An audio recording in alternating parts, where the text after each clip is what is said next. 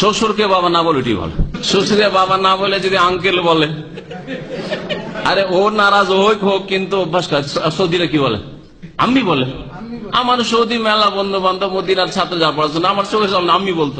আর শাশুড়িকে আম্মাতি বলে, আম্মাতি বলে। তারপরে সৎমাকে তারা মা বলেন। আমাদের দেশে মা না বলে বাপ নারাজ, ও সৎমাও নারাজ। এখানে খালা বলে, খালা বলে, খালাতি বলে। কোনো অসুবিধার কথা না, কোনো মানহানি করে, ওটা আপনার মাই নয়।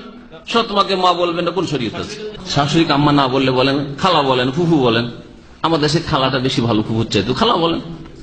হ্যাঁ, খালাটা কাছে বেশি, ফুফুর চাইতে খালাটাই কাছের মনে করে, তো খালা বলেন, অসুবিধা কি আছে? কোনো অসুবিধা নেই। হ্যাঁ, কেন নিবেন না? জাতির সংশোধন করতে আমি নাজাইজ বলছি না। এখানে শ্রদ্ধার জন্য বড়দেরকে মা বাবা বলা যেতে পারে, কিন্তু মা বাবার হক ঠিক রেখে। এখন আপনার বাপ চাষি আর মা হচ্ছে অশিক্ষিত, আর শাশুড়ি পেয়েছেন মাশাআল্লাহ MA পাস, একবারে প্রফেসর, হ্যাঁ লেকচারার।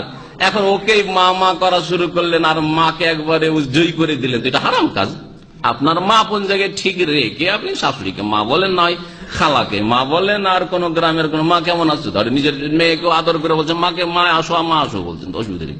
আদর করে বলছেন, কাউকে আদর করে বলছেন, কাউকে শ্রদ্ধা করে বলছেন।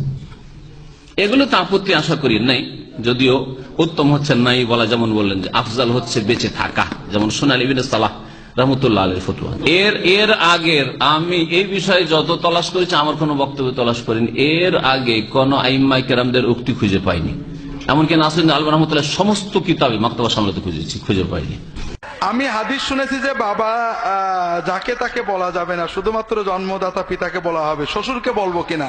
জি, হাদিস শরীফে আসছে, রাসূলুল্লাহ সাল্লাল্লাহু আলাইহি ওয়াসাল্লাম বলেছেন, কেউ যদি নিজের পিতা ছাড়া কাউকে পিতা পরিচয় দেয়, তার জন্য মহা কবিরা গুনাহ বা জান্নাতে যাবে না, এরকম খুব বড় কথা আছে।